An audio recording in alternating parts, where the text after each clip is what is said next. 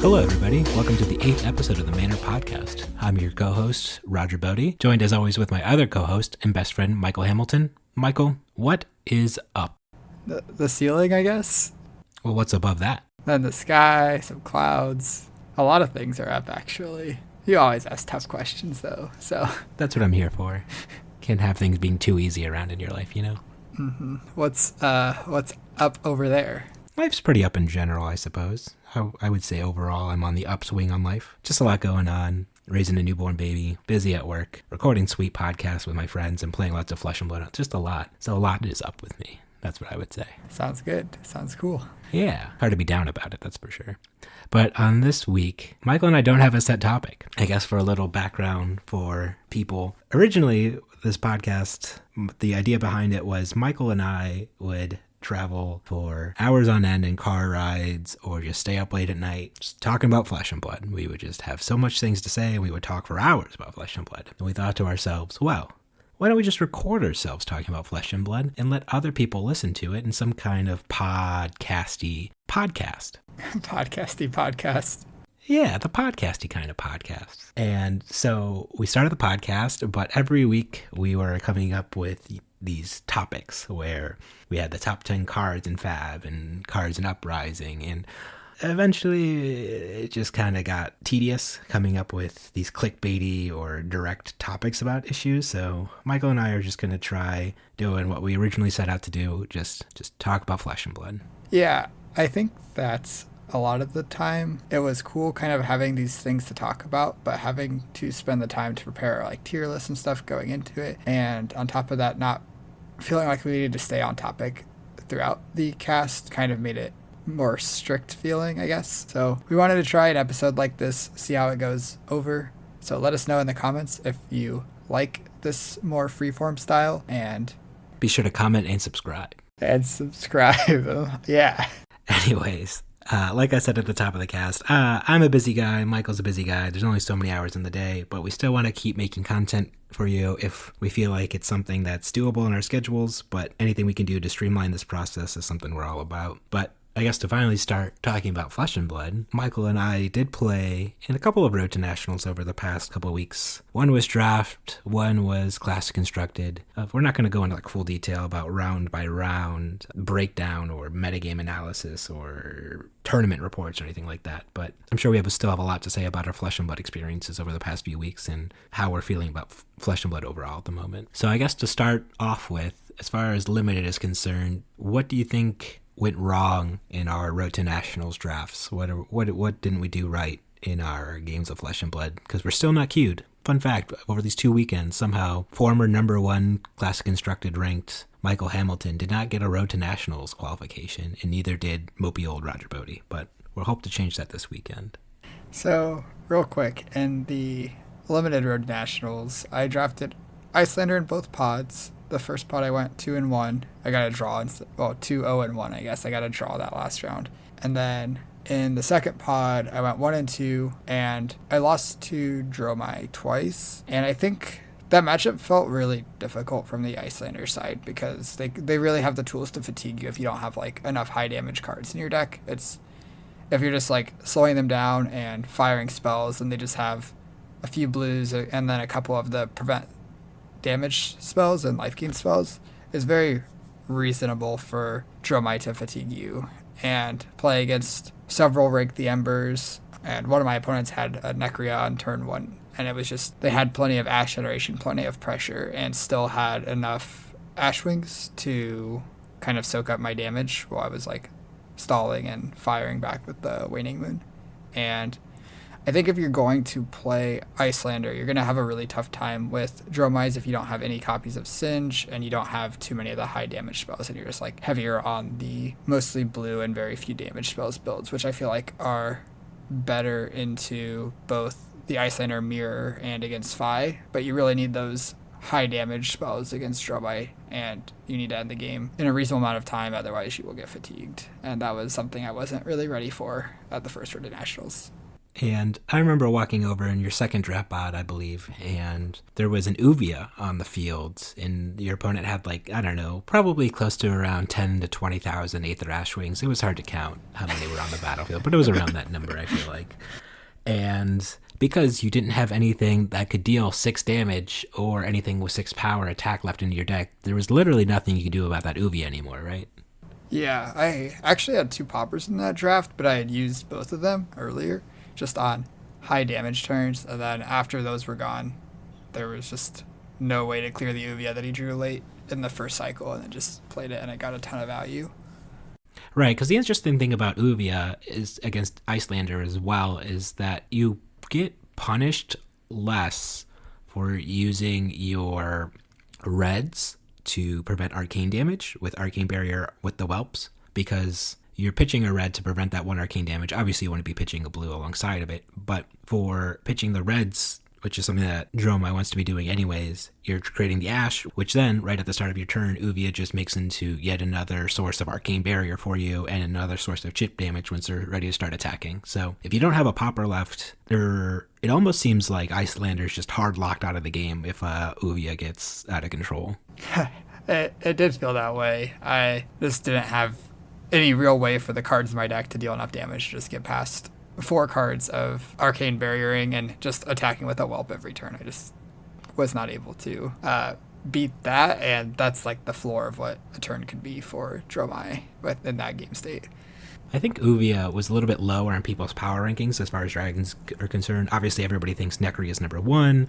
Dominia, the majestic one that can take cards out of your opponent's hand, obviously very powerful, but it's a majestic dragon, so you don't see it that often. And Chromai, just always being able to get your action point back. Those are kind of the top 3 in my mind as far as limited dragons are concerned. But I think Uvia is definitely up there in terms of priority and pick orders now in my list. It's moved up quite a bit after seeing what it can do against Icelander. Yeah, and it makes sense, right? Because Red Rig, the Embers, we valued very highly, where it's just converting 3 Ash into 3 Aether Ashwing, and it also creates an Ash, so that's not all it does, I guess. But if you look at Uvia, who, if she lives 2 turns, she's doing what Red Rig the Embers is doing, and she's a 1/6 on top of that. So it kind of makes sense that Uvia is pretty strong, especially if the games are going reasonably longer, which, as Dromai against Icelander, that's kind of your goal, is to drag out the game, take advantage of your Arcane Barrier, and slowly whittle away at what Icelander could do. So, yeah, going back, I agree. Or, I guess going forward, I agree that Uvia is a card that I was not rating very highly, but I think it does seem very powerful in the Dromai versus Icelander matchup. I don't want to say unbeatable, but there are game states where it's pretty close to unbeatable. That makes sense. I would say I'm higher on Icelander than I was before overall, and surprisingly now I'm the lowest on Fai. So thank you for asking how my drafts went, Michael. I was going to. I was finishing talking about Uvia. It's okay. I know it's all about you first. I'm used to it by now. You asked me. I drafted an amazing Dromai deck in my first pod and just threw away a game in my final round of that pod. Just went 2-1 and just decided when my opponent was at 1 life in a Dromai mirror to pop a Whelp for some reason instead of just taking their last card out of their hand. I was thinking, well, maybe since I'm at 3 or 4, if I pop one of these Whelps, I'll be able to live more turns, and I don't want to make my Whelps that as vulnerable, because obviously the Whelp on Whelp action makes the Dromai mirror pretty complicated sometimes, and you're often incentivized to not be the first person to make the Whelps. But yeah, just threw away that game instead of attacking my opponent for 1. And then in the second pod, I drafted Fai, and just played against Icelander twice. And the more I play Fai into Icelander, the more I just think that is just a miserable matchup from the Fai perspective. If the Icelanders are at all competent or have like reasonable decks, there's just so little you can do from the Fai perspective, it feels like. Since you want to be as efficient and low to the ground, I guess, so to speak, when you're playing out your Fai hands, getting those frostbites, getting hit with Aether Ice Veins in particular is just a beating. And then compounded with the fact that you really only have one source of Arcane Barrier in your shoes, the Tide Flippers, and there's no other reliable way or any way for you to have access to Arcane Barrier at that point. It really gives Icelander the inevitability where she just has to tempo you enough to weather through your first couple pieces of Quell or your Miter, And then for the rest of the game, she just has these huge chunks of unblockable arcane damage coming at you at instant speed while disrupting you. So the more this format plays out, the more it really does feel like there's just that triangle of Icelander beats Fai, Fai beats Dromai, Dromai beats Icelander. And it's not 100%, and it's not always unwinnable for any of those matchups, but I definitely think it leans more in that direction than not. Yeah, I agree with that. One thing I found really interesting that I saw on Twitter, at the battle hardened, oh gosh, I don't know where it was. I think it was Syracuse. Anyway, people were saying that the top tables of the sealed event were almost all Fai. Like, I heard that there were 18 Fais, 1 Dromai, and 1 Icelander in the top 20, which sounds crazy. Because if a sealed format that's that heavily Fai favored, it seems like it should be pretty easy to just like have a reasonable Icelander pool and just beat up all the Fais, because the combination of disruption and unblockable damage is plenty to shut down Fai. And I guess both of our experiences based on what you were saying and me having similar experiences. Right, but I think sealed kind of skews in a couple different ways. The first, obviously, is going to be people are going to have more poppers on average for Dromai, whereas in a draft pod, people might have 1 or 2, maybe, poppers in their deck at the time. But in sealed, it's pretty easy to have 2+ poppers already, just naturally, given the just number of packs you're opening. So that puts Dromai down a little bit already, which flushes out some number, which already just flushes out some number of Dromais just automatically based on what people are opening in their packs.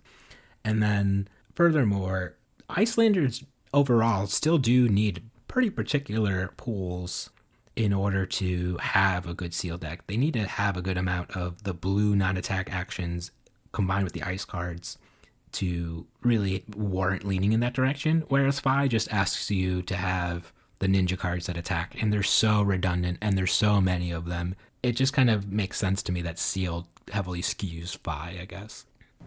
Yeah, I guess from the sealeds we've done, I feel like it hasn't been that uncommon to feel like there was a reasonable Icelander pool there. And I guess going forward, if there are more sealed events, I'm not sure if there are. It seems like with how little Dromai there is, if your Icelander pool is remotely comparable to your Fai pool, then it seems like you should probably just lean Icelander and have that pretty favorable triangle matchup, since you don't expect to see very many Dromais doing well at sealed. And also Fai kind of beats up on Dromai, so on top of it being harder, on top of Dromai being more vulnerable instead with the poppers, there's also just more Fais to fight against. So I think that kind of pushes Dromai down, and for that reason, Icelander seems like she should be doing well at these events. James White, I don't know if you listen to this podcast. You probably don't. You were on the Instant Speed podcast, and you said the team's working on letting us know about events well more in advance. But come on, man, we don't know where any callings are in North America for the rest of the year, maybe? There's going to be one at Nationals. We know that. There's one at Nationals. Do we know what format it is? It's in Charlotte, North Carolina. It does not look like it says what format it is. I didn't think it said what format it was. Just like there's that Worlds has been announced in San Jose, and we could reasonably assume that there's a calling there if they didn't already announce that, but we have no clue what format it is. Interestingly, though, that it will probably be Classic constructed, because by that time the new supplementary set Dynasty will be out. So it'll be interesting to see how that format shakes out in however many months into the future that my brain can't possibly comprehend at this point. But the fact that a limited set came out and there are no sealed callings is just really bizarre to me, because when Michael and I first started playing Flesh and Blood almost a year ago now, one of the big things that drew us into playing was there was a sealed calling in Cincinnati just a few hours away from us, like 6-7 weeks after we learned how to play. I can't help but think that maybe if the calling schedule looked like what it did now last year, with just no limited callings or events reasonably near us, that we might not have even gotten into Flesh and Blood. Yeah, definitely for me, it was a combination of the $1 million announcement for 2022 and having basically the same as a Grand Prix from Magic happening a few hours away that was sealed, so I didn't even have to have a constructed deck to play in it. That's what really pulled me into the game. Like, the game was fun, but having access to like a sweet competitive event of Limited, because I think Limited is like the best way to get new players in, because they don't have to invest in a deck. The barrier to playing Limited is so much smaller than constructed. It it wouldn't surprise me if we didn't get this far in Flesh and Blood if that wasn't an event that we had access to, I guess. Maybe that's why they're doing it. They know the story by now, and they think, shit, if we get more limited callings, we'll invite more Michael Hamiltons into this game. We can't have that. We already have one Michael Hamilton. If they have, could you imagine more Michael Hamiltons playing Flesh and Blood? That'd be crazy. Nobody else would be able to win anymore. So speaking of no one else being able to win, you want to jump back to Road to Nationals, how I didn't win another one? Oh, I thought you were going to go back. And speaking to nobody being able to win, do you want to talk about your second Road to Nationals, Roger, and how you couldn't win ever? I thought you were going to dagger me. I was trying to dagger your comment saying no one could win, and yet lots of people won that were not me. So how did your Road to Nationals, your classic constructed Road to Nationals go? Oh, dude, it was sick. Lost against a Fai round 1, and then won all the rest of my rounds, made it to top 8, and lost to the exact same Fai player in top 8. I was on Prism. I think Prism into Fai is one of the most unwinnable, unfun, nothing you can do matchups in all of Flesh and Blood now. It's worse than old time into Prism. This is just the revenge now, because Prism just got to just dominate old time for all this time now. And now there's just a new hero that can just bully Prism into the ground into just not fun, unreasonable dynamics in the matchup. Yeah, I guess Prism kind of deserves this, in my opinion, after beating up our poor old time for so long. But I think like having matchups that are as polarized as Prism's are, I guess, feels like not good for the game. I also think like Prism into Kano, Prism into Icelander, Prism has a lot of very lopsided matchups one way or the other, and I think that hopefully when Prism Living Legends, probably within the next, I don't know, I don't want to put it. Not if they keep printing Fai, she's not living Legend anymore soon. But hopefully that no other heroes have this polarized of matchups in the future. I think that the way they rebalance, the way they changed Dromai dragons to be not Spectra and they take damage on hits and you need X damage to kill them based on the size of the dragon, and they're also vulnerable to poppers on blocks. It makes me think that Dromai's matchups won't be anywhere nearly as polarized as Prism, and I think up to this point, Prism probably had by far the most polarized matchups. So I think I guess we've already talked about how Dromai is better designed than Prism, I think, but... Yeah, at this point, I just want the air horn of the wow, wow, wow, wow, wow, saying, Spectra, worst keyword in Flesh and Blood reminder. Every week, that should be our goal, is just to remind everybody, it's just that Spectra is just the worst mechanic in all of Flesh and Blood. So here's your weekly reminder, everybody. So why don't you tell me about your deck choice, or especially after I belittled it so much the past week? I had to try it after you made so much fun of Belittle Viserai. I decided I want to play Belittle Viserai. This deck looks sweet. I like Belittle Minnowism. I ranked it as my 7th best card in the game, I believe. Definitely put it up there, and I still stand by it after playing that deck this weekend. I went undefeated in Swiss until the last round, where I conceded to my good friend Roger Bodee to make sure that we would both make the top 8. And then in the top 8, I played a Viserai mirror against Eric Schupman, and he played much better than me. I made a few mistakes that I'm kind of looking back on, like, yeah, I definitely should have done things differently, and he beat me up. He got his revenge. I've been on the other side where he's made a couple mistakes in games that have been pretty important, and he's a great player though, so it just kind of evened out, I guess. But I think the deck was very good, and so what I'm hearing is the deck was very bad. It's so bad that not even Michael Hamilton can win an event with it, and it's basically unplayable. Got it. Cool. No, I definitely made a couple mistakes, and yeah, playing the deck was a mistake. I hear you loud and clear. All right, so moving on. I guess just so everybody's aware, this is more akin to how my normal conversations with Michael go. Just me trolling him incessantly all the time. But he loves it. I do think the deck is really strong, though. Like, Belittle is just a very good card. You get Rosetta Thorn, you get Creepers, you get to do all the things that you want to do, and then playing with it. You get to make Rune Chance by playing Belittle? No, you get to make Rune Chance because you play Minnowism, and it's your non-attack action, and then all your Runeblade cards make Rune Chance. Like Belittle. Belittle's a Runeblade card, right? You lead your turn with the Belittle. It's always the first card you play. And then you go get your Minnowism, and then you play the Minnowism, and then you've satisfied Viserai's ability of needing to play a non-attack action for the low cost of 1 card and 1 resource. You have played a non-attack action, attacked for 3, and given your next card +3. It's a good deal. the problems with the deck, I guess I'll go into since we're talking about it, is so many of the cards block for 2, and a lot of Viserai's hands don't work very well. They're just like not super efficient. Like Viserai has very powerful hands, and some of his hands just don't function basically, and that's because you need specifically resources, non-attacks, and attacks. And since so few of Viserai's cards naturally have Go Again, you also frequently need a source of Go Again or a way to get another action point, which sometimes comes from your Spellbound Creepers, sometimes it comes from a Maverin Skies, but regardless, you definitely need help generating those action points or getting Go Again. And the combination of needing so many different things with hands means that your hands that don't work, you usually want to block out with those hands, but including Belittle Minnowism in your deck, all those block for 2 rather than 3, and additionally have additional requirements to make your hands good. Like for Belittle, you need another card that has 3 or less power, preferably one that you want to play so you can play the Belittle and get the red Minnowism and play the red Minnowism. And that makes the hands frequently very awkward. But the power level is definitely there when everything is going correctly. You output a ton of damage, and yeah.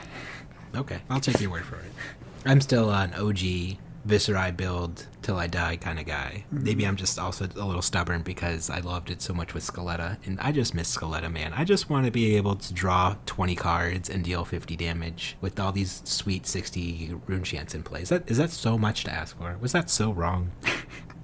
I really am glad Scaletta's gone. I think just the damage output that it put out sometimes, and also the fact that Viserai could have these not even OTK turns. I think like it was overblown how important it was to OTK with Viserai. I think like a lot of the time you should build up to like 10 rune chants or 12 rune chants, then go, and not even try to get to like the 20 to 30 number that a lot of decks got to, I guess, just because it's a lot of your cards are so much less efficient when you're just sitting around blocking and making rune chants. But anyway, I think Scaletta being on, good for the game. To your point, though, I got a lot of free wins in that meta by just going off with like 12 rune chants and opponents just being like, oh, you're going off now? And I'm just like, yeah, I'll just go off for like this baby amount and draw like 3 cards and deal 30 damage to you, and then just play a normal game for the rest of the game. Especially came down in that meta with Starvo, with tracking cards like their Oaken Olds and their Crippling Crushes. So if you've gotten through like the first 20 cards of each player's deck and they've only played 1 or 0 Oaken Olds, you should probably start going off, because the future turns are going to start being very, very painful if you're not being able to pressure Starvos. Or at least that was the case, but I guess that's just not a relevant skill anymore in today's world. Yeah, no more Starvos, no more Scaletta. Yeah, what a shame. It's a whole new world. Yeah. So are there any other heroes on your radar now that you're off of Viserai, now that you realize how bad the Belittle deck is? What deck do you want to play going forward, do you think? I'm not off Viserai. One thing that I don't really love about Viserai is a lot of your games go 4 turns. It's kind of like I guess a lot of Shane's games didn't go that long, but they usually went a little bit longer because you wanted to block out a little bit, build up shackles. You had Husk as another 6 life, and games went probably to turn 5 or turn 6 most of the time. And a lot of my Viserai games did not go that long. They went turn 4 or turn 5, and the game was over.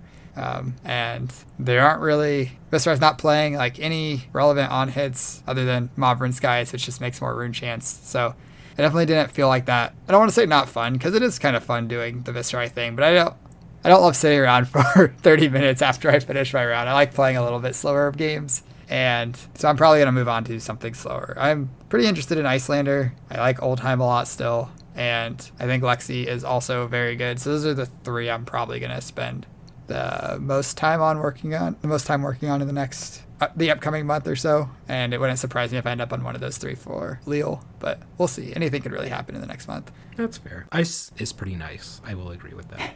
I guess those 3 are all ice heroes, huh? Yeah, they are all ice heroes. Who knew? They slow down the game. That's what I want to do.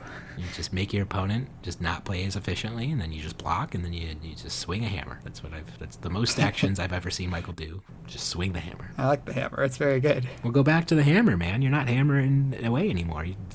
Sure, Rosetta Thorn's sweet, but is it a hammer? Is it a frosty hammer? Yeah, so thanks for asking, Michael. Going forward, I really want to be working on Dorinthia, it looks like. Sorry. So what do you want to work on going forward? Why, thanks for asking. What a thoughtful and provocative question you asked me in response.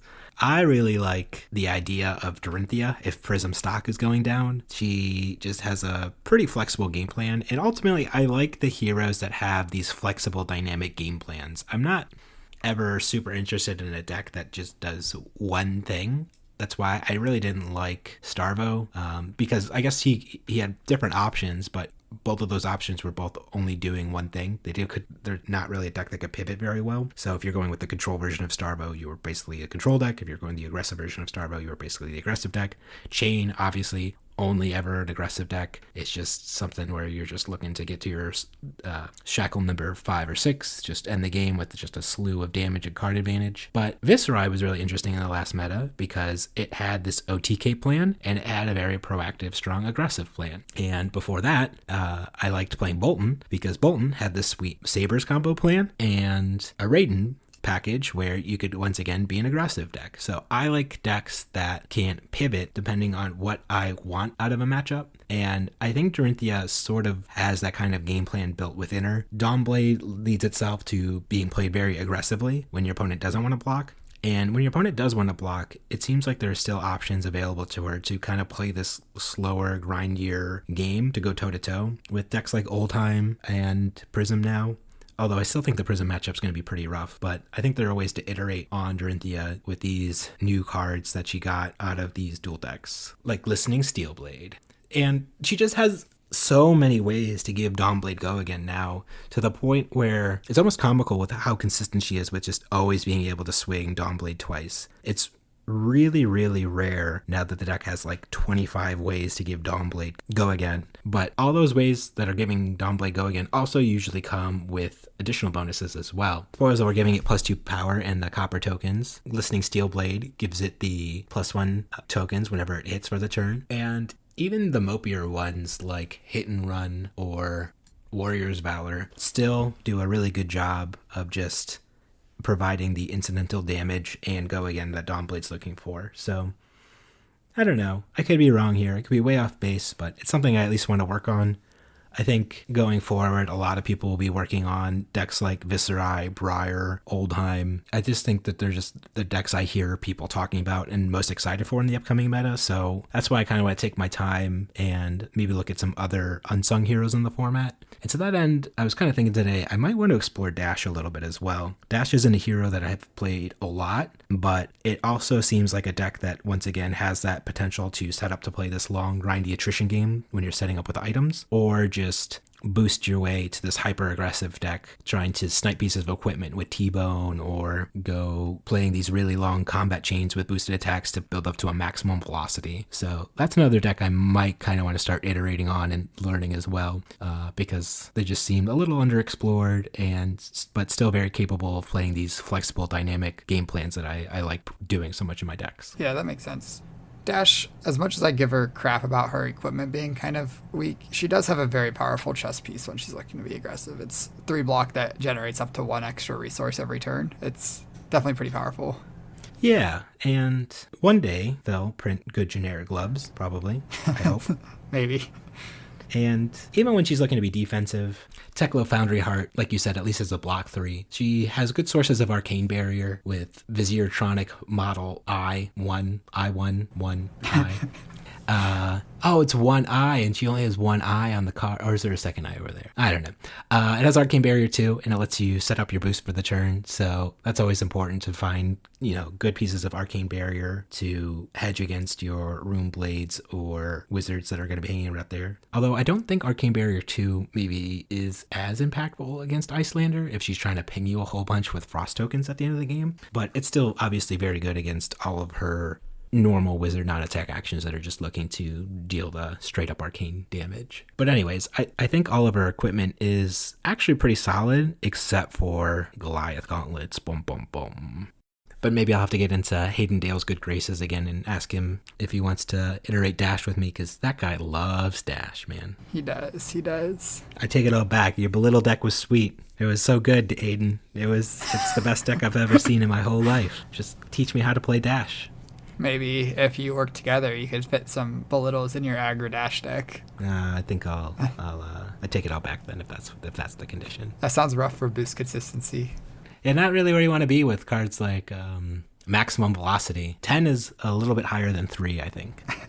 You can have some big attacks in your belittle deck. You just have to have mostly small attacks. But I think Dash's card pool is like pretty limited. Even if there wasn't a problem with putting all these generics in your boost deck, I just don't think that you don't have to put very many generics in your boost deck at all. Like, I think current iterations that I have at the moment are only playing like 9 generics total in the list, and I'm even playing some wonky things with some pummels at the moment, which probably isn't even good to begin with. I'm just looking for some cards to kind of round it out. But overall, the core of the deck is pretty solid and mechanologist focused. It's just finding out those last, like I said, 9 to 10 slots for between your sideboard and main deck is really just what you need to figure out. What are your thoughts on Art of War in an aggressive Dash deck? Sell it to me. Why would I want Art of War in my aggressive Dash deck? So the reason that you would want Art of War in your aggressive Dash deck is many of Dash's chains are going 3 to sometimes even 4 attacks wide, and Art of War costs 1 resource to give +1 to all of your attacks for the turn, on top of replacing itself in the card you banish with 2 new cards. It means if you go 4 attacks wide, that's 4 damage. If you go 3 attacks wide, it's still 3 damage for 1 resource. Just quite a good deal. And Art of War is a very powerful card. I could try. I could be talked into playing Art of War. It might be better than these pummels I got floating around. Yeah, I'll think about it. Like I said, I'm pretty early into thinking about playing Dash. I haven't played a lot of Dash before in my past. I don't have much of a Dash past. Maybe I'll have a bright Dash future. I hope so. That'd be cool. I guess if you were thinking about pummels or playing pummels, I think Art of War seems like reasonably higher upside. Yeah. The deck that I worked on a little bit over the past few weeks that made me really sad, that was also sort of a pummel deck, was Rhinar. And funnily enough, at the past Road to Nationals when I was on Prism, people traditionally say Prism into Rhinar is a little rough for Prism. He has the boots that give him multiple actions in a turn, maybe, spoilers, and lots of poppers in his deck. He, on paper, should have a very solid matchup into Prism. But there's always the opportunity, like what happened to my opponent, where he picks up a die to roll his Scabskin Leathers when I have 2 auras on the battlefield. And he rolls a 1, and he goes, don't worry about it. I have these Gambler's Gloves. So he cracks the Gambler's Gloves, and he gets to re-roll, and then rolls another 1, and the turn is over. That's it. Nothing else you can do. I just get to go right back into my Prism turn with my 4 cards in hand, 1 card at arsenal, set up another 2 auras, and just start attacking him for the rest of the game without a care in the world. And I don't know ultimately how Rhinar is ever going to fix that variance that's inherent to him. I don't think, as long as Brute is designed the way that it is, it's really possible. But what led me to want to even try Rhinar was the possibility of smoothing out that variance with a card like Trade-In. So Trade-In would just be a really good card from Arsenal, obviously when it naturally has go again, but even if it doesn't, you could take the gamble on the boots to get your multiple action points, and being able to choose to purposefully discard your weakest 6 to draw back up and get that additional Intimidate off of him is pretty solid, as well as just being able to turn on the go again from the Mandible Claws for the turn. So I just thought it was an interesting idea. Ultimately, it wasn't something I was able to successfully make work. And then into like the more aggressive decks like Briar, it also was not very impressive. I think there could be something there eventually, but I just don't think it's there right now. Yeah, that makes sense. I thought you were going to go on a rant about how much you love Scabskin Leathers. Every time I bring up that card, usually you're like, I love Scabskin Leathers. The math works out that it's so good. 1.5 action points. Now, Scabskin Leathers is very good. So tell me, Michael, how do you spend 0.5 action points? What? Well, you get 1.5 action points from Scabskin Leathers, so how are you spending these 0.5 action points that you're getting off of them? Well, the average result is 1.5. You can't actually roll a 1.5. You get 1 or 2 action points most of the time. So the average result is a 1 because you round down. No, why would you round down? Because you can't round up action points, you have to round down the action points. You just don't round. The average amount of action points you get is 1.5. On some turns you'll have 1, some turns you'll have 2. A few turns, occasionally you'll have a 0 or a 3. Hopefully not too many zeros. But again, like, essentially, if you're winning the game, you don't have to roll Scabskins. And if you're losing the game, increasing variance is generally better for the player that's behind in the game. So you have control over when you roll these Scabskins, and it is, on average, it is giving you extra action points. It is turning 1 action point into an average of 1.5 action points. And the times that you roll a 1 and you Gambler's Gloves and get another 1, you're probably just going to lose those games. And every time you roll. If you have Gambler's Gloves, it's 1 in 36 to happen. And if you don't have Gambler's Gloves, it's 1 in 6. But in games where you're unlikely to win anyway, that's not a huge risk to take. The problem is that if Rhinar isn't strong enough, you're just going to be in games that you're more likely to lose anyway, all the time, if the rest of the deck isn't strong enough. I hope he's good one day. I think my favorite card out of the deck, that every time I cast I was like, this deck's sick, was Blood Rush Bellow. That card. That's a good card. That's a... People better watch out if Rhinar's ever like tier 1, because that card, does some stupid things. Yeah, it's very powerful. It's just a shame he only gets 1 action point on average with his boots. 1.5. Anyway, that's what we're interested in working on at the moment. There are some other powerful decks in the format that we obviously always have to be considering, like Briar, Fai to an extent. But I'm curious to see how Fai performs in not the Prism matchup that I've constantly been being beaten to death over my past few matches. Because Fai is a hero that feels a lot like Lexi, where he just doesn't want to block and is also worse at blocking because he's playing way more 2 blocks, but at least all of Lexi's stupid arrows block for 3. So I don't know. It just seems like a very linear deck, but some people are saying that like it has a decent matchup into heroes like Oldtime. Yeah, I definitely need to see that still. I haven't gotten to play the matchup a lot. I admittedly haven't been working on Oldtime very much yet, so I think that like potentially I could see Fai being very reasonable into the fatigue version of Oldtime, where every turn you're getting +3 damage off your Searing Ember Blade and +1 damage off your Phoenix Flame, so you're getting 4 damage without expending a card basically every turn, so like it's pretty hard to fatigue that. But I think if Oldtime is just like hitting Fai with relevant on hits frequently, then Fai's just blocking with his hand, and then Fai with 2 cards is not playing a very efficient or powerful turn very often. So Fai hit with an Endless Winter seems very bad for Fai, because then activating his sword gives him a Frostbite. Activating his hero ability gives him a Frostbite.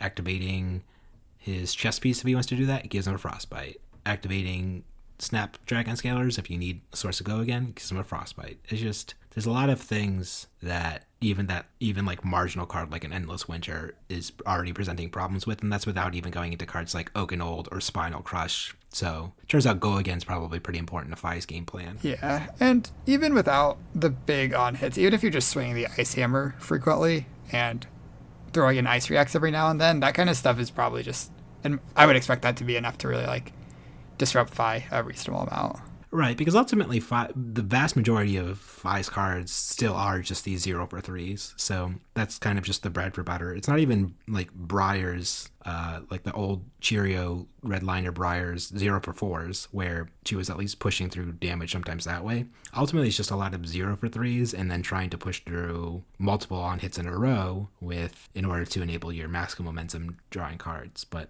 that just seems very difficult to do into a deck that wants to block out a lot, but maybe we're just crazy, Michael. Maybe. I'm still also very interested in Dromai. We didn't really talk about her much, and I haven't gotten to play with her since last cast we recorded, but I've seen her in action a little bit, and it definitely seems like there could be something there. The dragons are strong. A lot of her cards are just like, again, reasonably above rate, and on top of that, she has these dragons that, if they don't get popped, they're also very good. But until Prism leaves, there might just be too many poppers in the format. And also with the addition of Erase Face, there's another popper that has a lot of utility in a lot of spots. So we'll see, I guess. Yeah, that was going to be my first question as soon as you were done talking about Dromai here, is why would I ever play Dromai while Prism is still legal? I get the power level of it. It just seems like a corrected version of the power level of Prism. So I get, while overall that's definitely going to be a very powerful strategy, I just don't see the appeal to playing Dromai while, like I said, Prism is still tournament legal and classic constructed. Sure, that makes sense. I definitely think it is possible that Dromai could be reasonable into Prism, but I do not think that at all. It was my easiest win on the weekend. So spoilers, I guess not spoilers, but I guess even though I said I wasn't doing a tournament report, I also played against a Dromai and Prism, and the game was like not close at all in any way, shape, or form. So Prism gets just more natural poppers that she wants access to. She has the Celestial Cataclysm, obviously, some number of Command and Conquer are usually staples in the list, and usually a 3-of in everybody's list, or a Race Face. She's usually not playing both, but pick whichever one of those you want for generic. And then Findell's Fighting Spirit yellow is actually a pretty big gain for the deck. I felt like being able to be a block 2 that gains you a life, or just a 3 for 7 when you're behind, is an effect that you're just happy to play on just a random yellow, in a pretty big upgrade already over a card like Yellow Raging Onslaught that the decks were playing before.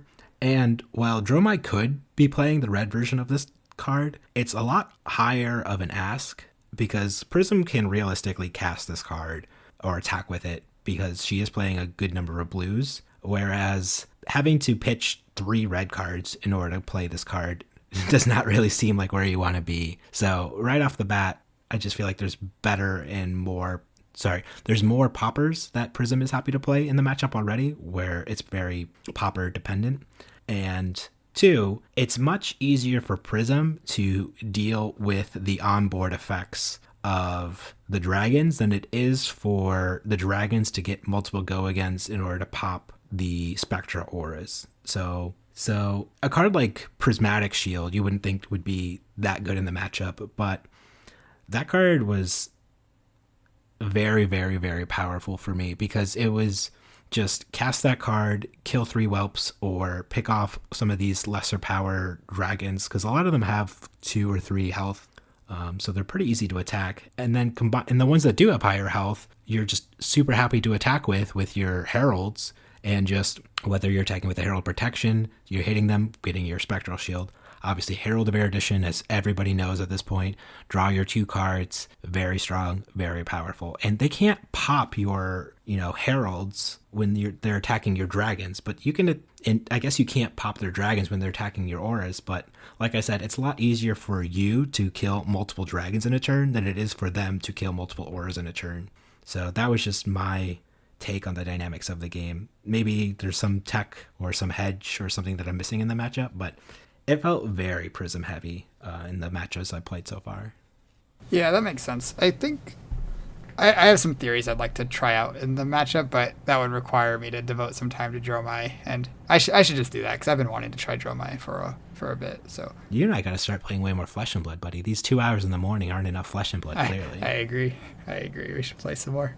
There's only, 6 weeks till France, and we got to spend a week of that drafting in France. Although I don't even know why we're drafting in France anymore, but I guess we could just hang out in France for a couple of days. We don't have to do draft houses. We could just go on romantic dates, spend a day in Paris, see the Eiffel Tower. I still would like to do some drafts. I know that you're not the highest on the format, but I still think it would be good to both freshen up and play against people that are play in a pod of people that are all planning to compete in the Pro Tour. Sounds like it would be a very focus group, and I think we would get a lot out of it, even if drafting the format's not the most enjoyable thing. I still think the games play really well, and the triangle does exist, but the games are still pretty interesting. And I just don't love the drafting format, since I don't know if we've actually talked about this on the podcast, but the way that drafting in Flesh and Blood works, where you have a few early picks to kind of choose what hero you're in, and then after that, you're just almost always picking between just the cards, or you're just picking between the cards that your hero can play. And there is a lot of variability in power level between cards, but there isn't a lot of contextual reasons based on what cards you have that you'd want to change your pick order. So you're never playing Icelander and you're like, ooh, I really want this yellow block 3 over one of your blue cards or your red ice cards or something. I think that's going to be our topic for our next podcast. It's going to be how to fix Flesh and Blood Limited, and we'll send it right to James White, and he'll listen to it and they say, thank you, Michael and Roger. I didn't realize that we could have been doing this for our limited products the whole time. I now know exactly how to make this game even better for limited, and we'll do so going forward. And we'll say, you're welcome, James White. But that is definitely a topic that we'll have to cover at some point on the cast. Yeah, sounds good. But I guess coming full circle about our Road to Nationals. So we have one more Road to Nationals where Michael and I will both be playing in the same event this coming weekend, which is Draft once again. Not super excited about it because it's Draft, but hopefully I can do well enough and dodge one Michael Hamilton enough times in order to make it to the top 8. and then dodge Michael Hamilton one more time and get a Nationals qualification. Because if I don't get a Nationals qualification, I really can't justify going to Nationals. Be a little awkward if I show up and I say, one Nationals play, please, and they say, sir, you're not qualified, and I'll just have to slink away, sadly. There is a calling to play in. I definitely recall a couple people flying to Orlando last year for not play in Nationals. Yeah, but nobody even respects that calling, because after he won that calling, people are like, he won the side event calling while all the good players were in the national events, and it's like, okay, well, let's see you win a calling. But I remember the disrespect. I was offended on your behalf, Michael. I know you're a humble guy most of the time, but that wasn't cool by me. You're a good flesh and blood player, no matter what anybody else tells you. And your win at the Orlando made me real proud of you. So I love you, and you're a good boy. Thanks. Any thoughts before we wrap up? Our freeform cast kind of went a little off the rails, huh? It did. Do you have any final thoughts before we wrap things up then, Michael? All right. I think I'm ready to say goodbye. Okay, well then say goodbye. Goodbye. Thanks for listening, everybody. And remember, next time you're playing Flesh and Blood, remember, mind your manners. We'll see you next time.